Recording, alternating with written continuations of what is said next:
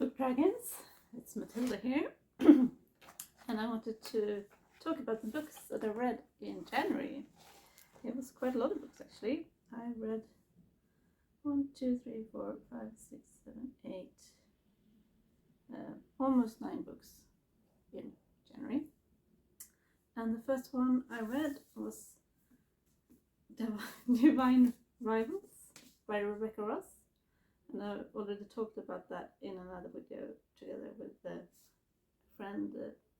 So you can watch that video and hear me talk more about it. But this was definitely a 5-star book for me. I loved it so much. And after that, I read the book after that.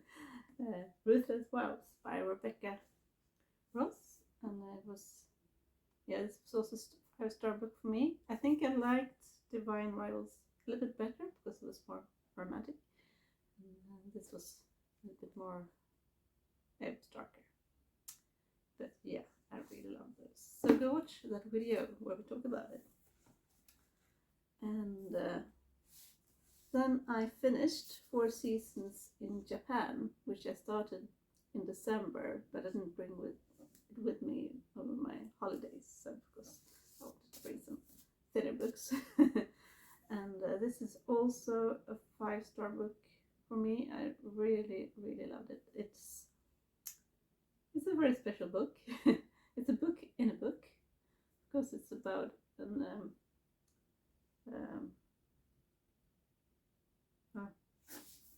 so I should do this video again. Translator. It's about a translator, an American woman who lives in Japan, and she translates books, and she's not feeling very well. She's quite lost, I would say. She's not very happy with the last book she translated, and her girlfriend leaves her. She doesn't leave her, she moves to New York and she doesn't want to follow. So, yeah, they separate. And before that happens, she finds a book, a Japanese book, on a train.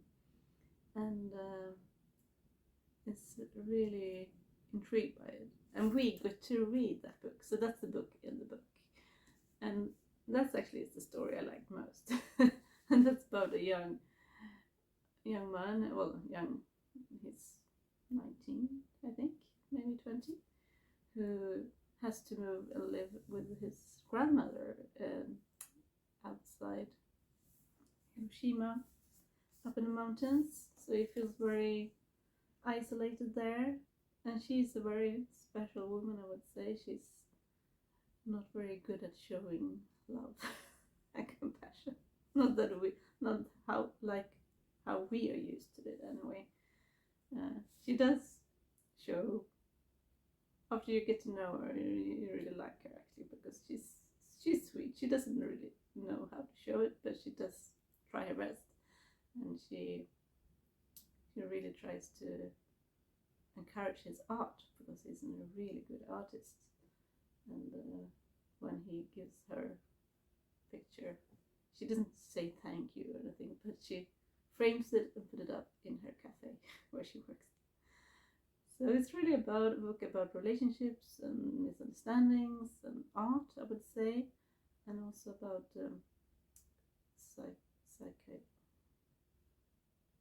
psychiatric problems, because his father took his life and he wonders a lot about that. No one talks about it.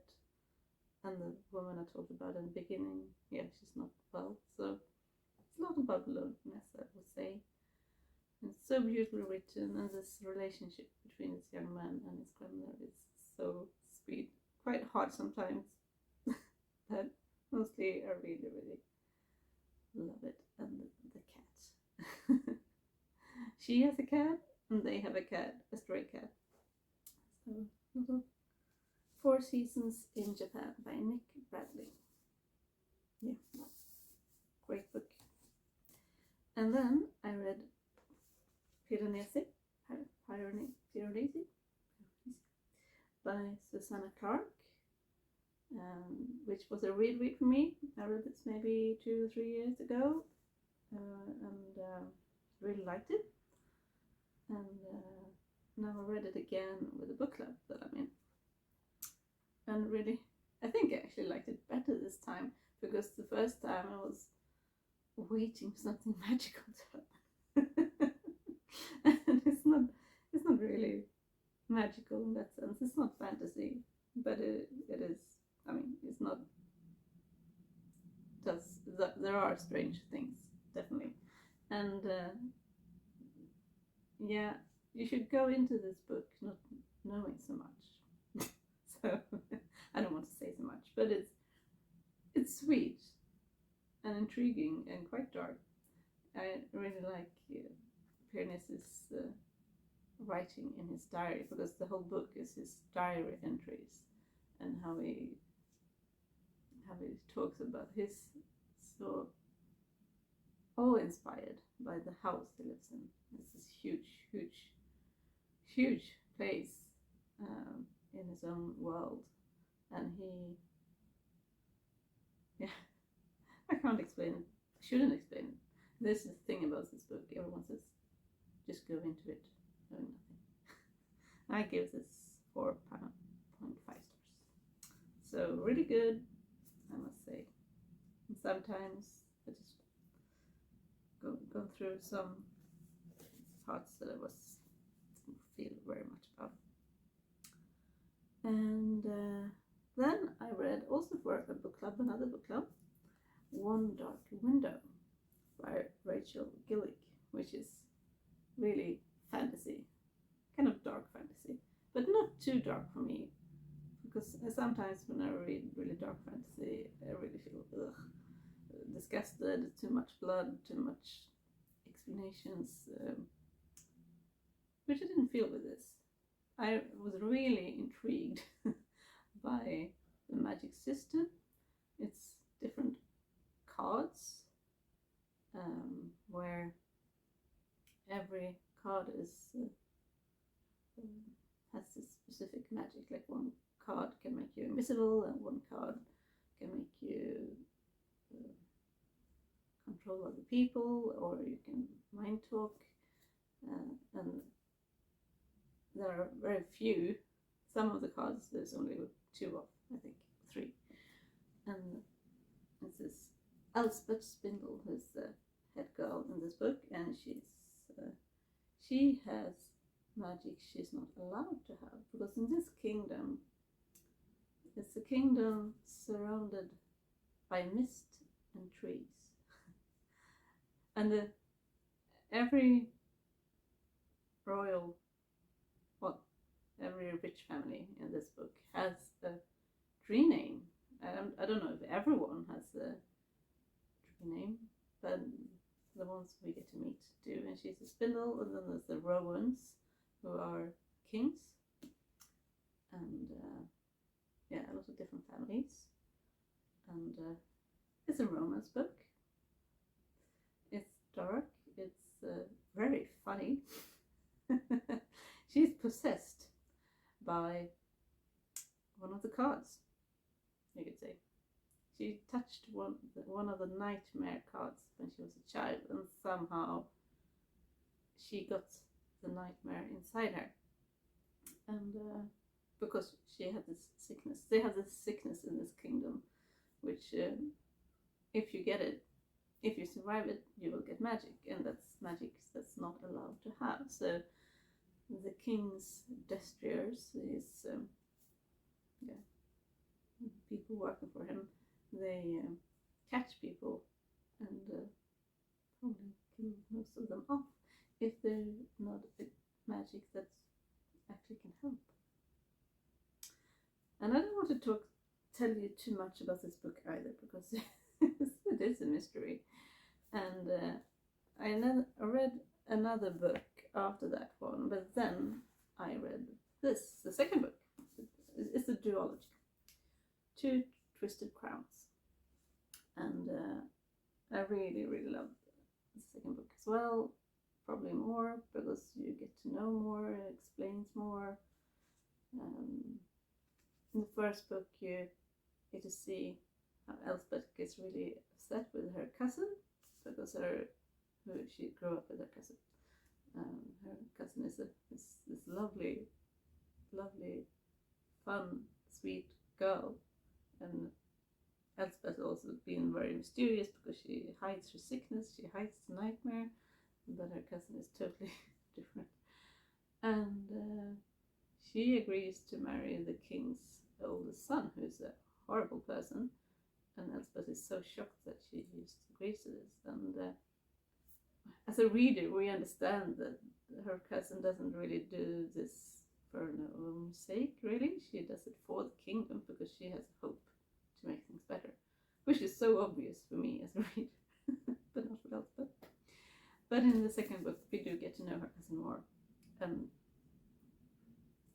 she is also, unfortunately, controlled by a card, and she has this maiden card who makes her very beautiful, but also takes away her feelings. So it's a lot of things going on, and this nightmare, very interesting person. I can't tell you too much about him, really, because that would spoil stuff. But yeah, if you like romance, a little bit of dark, but not too dark, and like trees, because it's a lot about trees. Read it. It was also 5 stars for me, these two. I seem to really like giving away 5 stars.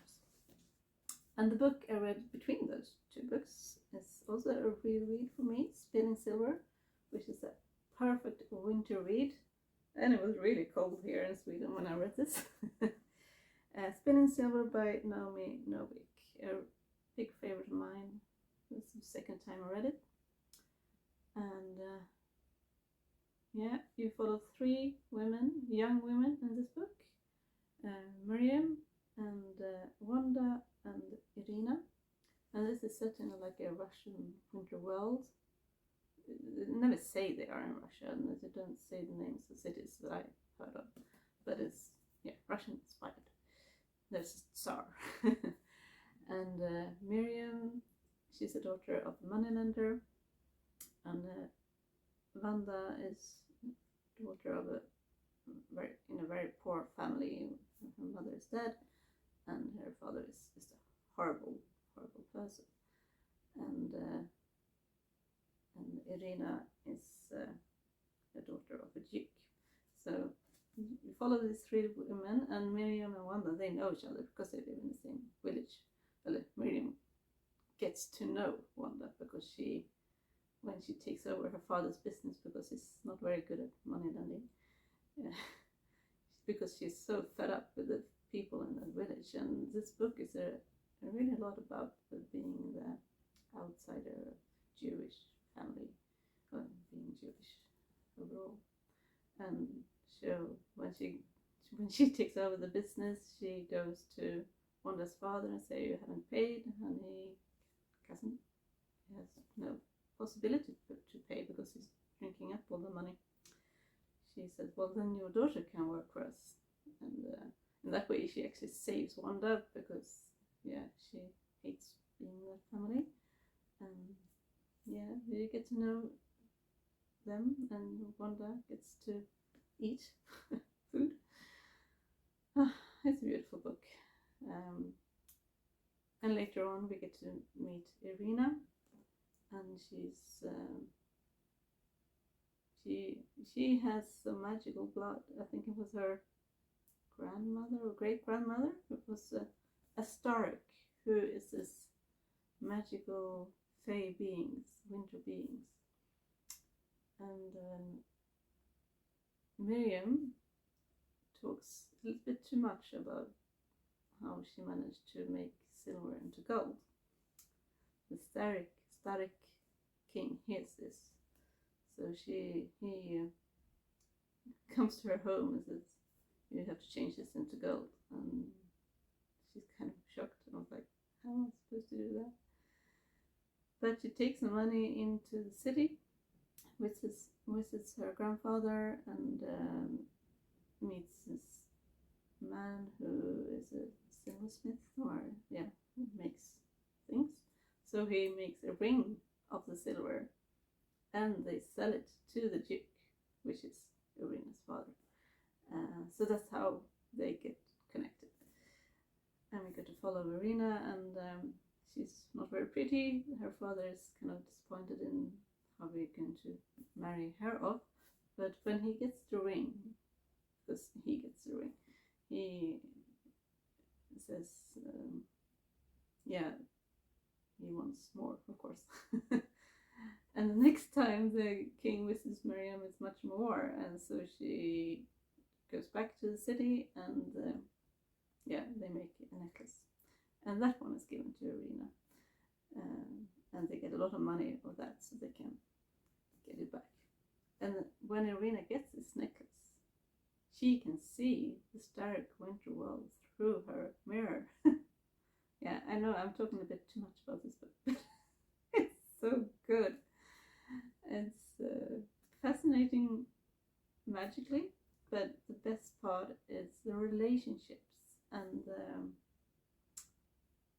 the friendship and the found family, because Wanda and her brothers becomes Miriam's sister and brother, really, and her parents. Mostly her parents first, and when Miriam disappears, Wanda and her brothers are even more important to her parents, because Miriam, when she's been able to make the silver into gold 3 times, the Stark King says, well, then you're my wife. And she doesn't want to, and he doesn't want to either, but for some reason he's decided that's the price. It's very odd, but yeah, she travels to the Stark world, becoming his queen. Yeah. There's a lot of things happening here. And Irina gets married off to the Tsar. So she's married an evil Tsar, and Miriam has married a very strange winter king. I wouldn't say he's evil, but he's not good either. Yeah, I'm not going to tell you anymore. But yeah, this is so good. Spinning Silver, read it. And that was the physical book that I read, but I also finished listening to Sword Heart by T. Kingfisher. And I started listening to that book in October. It's taken me a very long time, but it was fun. It was a fun book, but also maybe not the best to listen to, because it's kind of repetitive. I might not have found it so repetitive when I read it. I don't know. But yeah, it's about a middle-aged woman in a fantasy world who inherits her uncle, and but his other relatives doesn't want that, obviously. So they lock her into her room, and she decides to kill herself with a sword. But when she draws the sword, this man appears. He's been in the sword for hundreds of years. So that's how it starts. And because she took the sword, she's now the owner of the sword, and he has to do what she says. And it's like a big adventure, him saving her from that horrible family, leaving, and they had to go to this capital city to find a priest who can help her to get her inheritance. And then there's traveling back, and it's a lot of traveling. It is very funny, and it's romantic. It's fun to listen to middle-aged people having worried thoughts about love in the same way as teenagers. So yeah, it is romantic, and it's very funny and kind of silly, but it has good moments. I gave that 4 stars, I think. Yeah, 4.25. So those was the books I read and listened to in Japan.